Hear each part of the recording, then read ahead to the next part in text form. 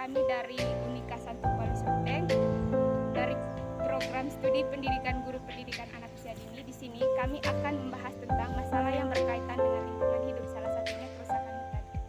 Di sini saya ingin memperkenalkan diri terlebih dahulu. Nama saya Filomena Ifani Eja, bisa dipanggil Fani. Nama saya Aurelia Velangelita, bisa dipanggil Velan. Nama saya Belandi Nabiol, biasa dipanggil Meldi. Nama saya Floriana RT, bisa dipanggil Fona. Nama saya Carolina Albi, biasa dipanggil Vi. Nama saya Yohana Desi Pratama, biasa dipanggil. Di sini yang pertama pengertian. Pengertian kerusakan hutan. Kerusakan hutan dapat diartikan sebagai proses keadaan rusak atau tergantungnya hutan akibat faktor manusia atau alam yang mengakibatkan berkurangnya luas keanekaragaman dan kualitas hutan serta hilangnya fungsi ekologis dan sosial ekonomi. Kerusakan hutan memiliki dampak yang merugikan bagi lingkungan dan manusia, dan perlu dilakukan upaya untuk mengurangi kerusakan hutan, memperbaiki ekosistem hutan. Kedua, faktor-faktor penyebab kerusakan hutan. Yang pertama, penebangan liar dan legal. Aktivitas penebangan hutan secara liar dan legal menyebabkan kerusakan hutan. Penebangan liar dilakukan tanpa izin atau regulasi.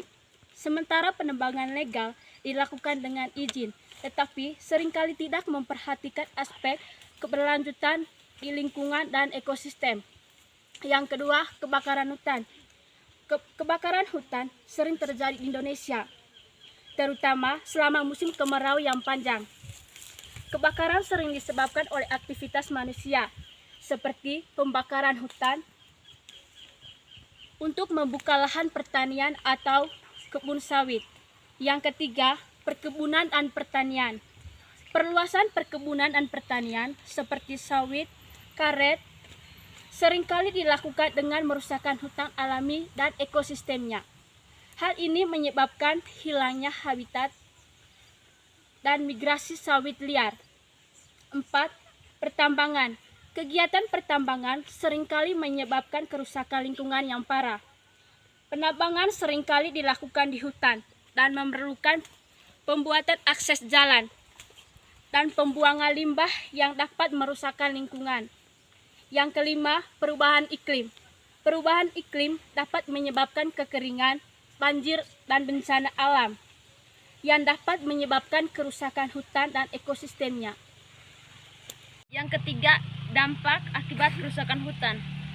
Kerusakan hutan memiliki dampak yang sangat signifikasi terhadap lingkungan manusia. Berikut beberapa dampak akibat kerusakan hutan. Yang pertama, hilangnya keanekaragaman hayati. Kerusakan hutan menyebabkan hilangnya keanekaragaman hayati dan habitat satwa liar. Kehilangan ini mengancam kelangsungan hidup sebagai spesies hewan dan tumbuhan yang tergantung pada hutan sebagai habitatnya. Yang kedua, bencana alam. Kehilangan hutan dan pengundulan lahan dapat meningkatkan risiko bencana alam seperti banjir, tanah longsor, dan kekeringan. Hutan berfungsi sebagai spons alam yang menyerap air dan mencegah erosi tanah. Yang ketiga, perubahan iklim. Hutan menyimpan sejumlah besar karbon dioksida dan berfungsi sebagai penyerap karbon.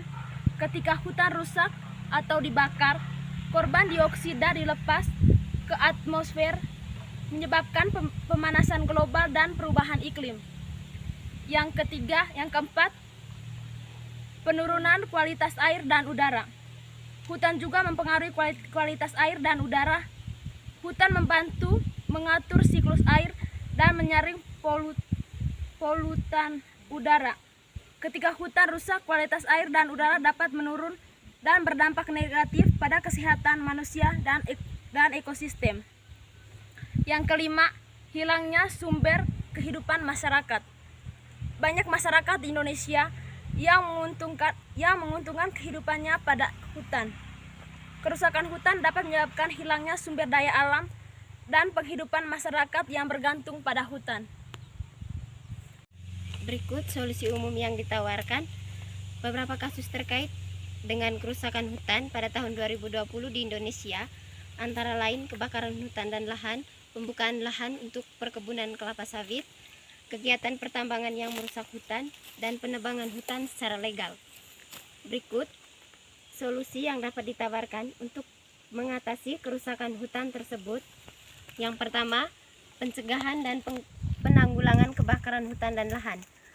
Penegakan hukum yang tegas terhadap pembakar hutan dan lahan, meningkatkan kesiapan dan kapasitas petugas pemadam kebakaran, serta menggalakkan kampanye kesadaran masyarakat tentang bahaya kebakaran hutan dan lahan. Yang kedua, pengaturan pembukaan lahan untuk perkebunan kelapa sawit. Pemerintah harus memastikan bahwa pembukaan lahan untuk perkebunan kelapa sawit dilakukan secara legal dan sesuai dengan aturan yang berlaku. Selain itu, pemerintah juga dapat memperkuat pengawasan terhadap kegiatan pembukaan lahan ilegal dan menegakkan hukum terhadap pelaku pembukaan lahan ilegal.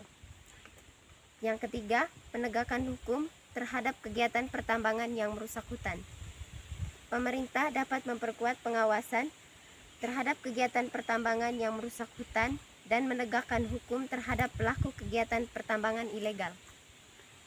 Yang keempat, penegakan hukum terhadap penebangan hutan ilegal.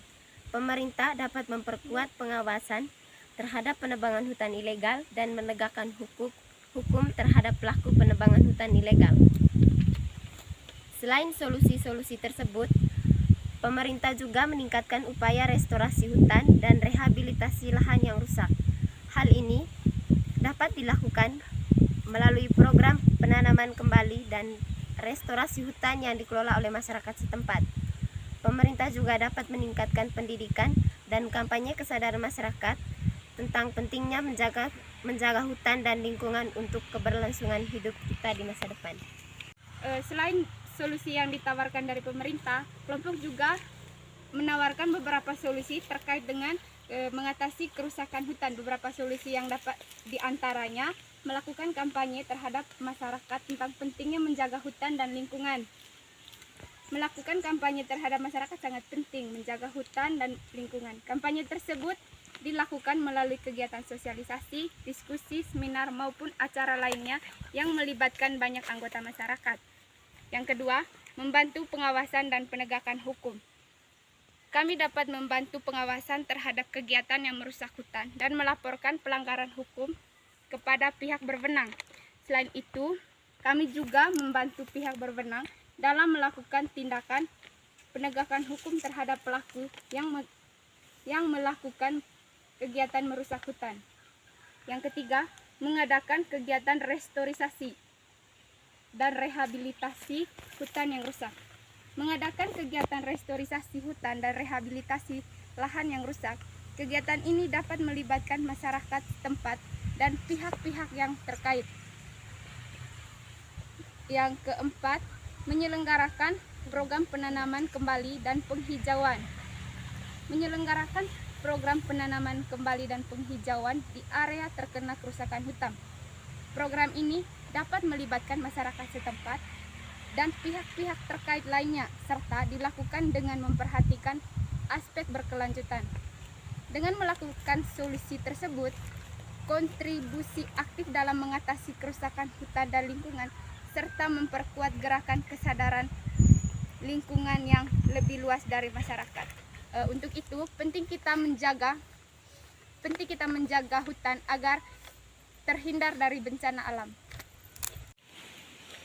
Dari materi di atas dapat disimpulkan bahwa yang pertama, pengertian dari kerusakan hutan. Kerusakan hutan dapat diartikan sebagai proses atau keadaan rusak atau terganggunya hutan akibat faktor manusia dan alam yang mengakibatkan berkurangnya luas keanekaragaman dan kualitas hutan serta hilangnya fungsi ekologis dan sosial ekonomi.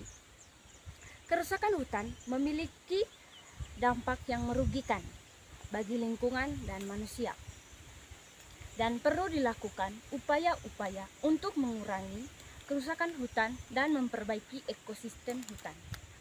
Yang kedua, faktor penyebab terjadinya kerusakan hutan, yaitu yang pertama, pembalakan liar dan legal. Yang kedua, kebakaran hutan, dan yang ketiga, perkebunan dan pertanian. Yang keempat, pertambangan, dan yang terakhir, perubahan iklim. Yang ketiga, kerusakan hutan memiliki dampak yang sangat signifikan terhadap lingkungan dan manusia, yaitu hilangnya keanekaragaman hayati, bencana alam, dan perubahan iklim, perubahan kualitas air dan udara, dan hilangnya sumber penghidupan masyarakat.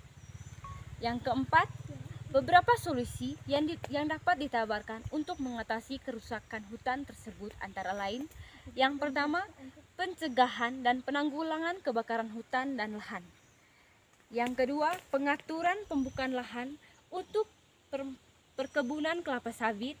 Yang ketiga, penegakan hukum terhadap kegiatan pertambangan yang merusak hutan. Dan yang terakhir, penegakan hukum terhadap penerbangan hutan ilegal. Dan kesimpulan yang terakhir adalah beberapa solusi yang dapat dilakukan, di antaranya yang pertama, kampanye kesadaran tentang pentingnya menjaga hutan dan lingkungan.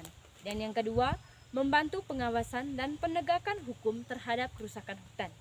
Yang ketiga, mengadakan kegiatan restorasi hutan dan rehabilitasi lahan yang rusak. Dan yang terakhir, menyelenggarakan program penanaman kembali dan penghijau. Sekian dan terima kasih. Lingkungan agar tidak terjadinya bencana alam. Sekian dan terima kasih. Bye-bye.